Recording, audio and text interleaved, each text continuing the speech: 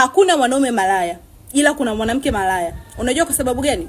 Mwanaume anaweza kadeti na wanawake 10, na katika hao 10 yeye ndo atachagua nani amuoe na nani asimuoe. Ila wewe mwanamke unaweza ukadeti na wanaume 10 na zaidi.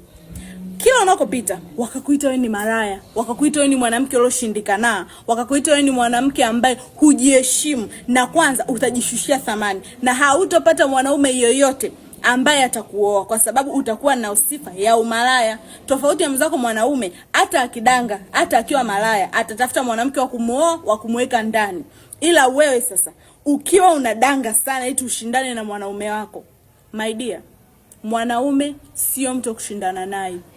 Mwanaume huwezi kushindana naye hata mara moja, kwa sababu mwanaume anaoa, wewe unaolewa. Kwa hiyo endelea kukitembeza ukitegemea kwamba nikifika age fulani nitatulia, nitaolewa. Watu wanakuwa na siri yako ya nyuma kwamba wewe ni malaya na umeshindikana. Hebu usishindane na mwanaume. Mwanaume ni kiumbe mwingine.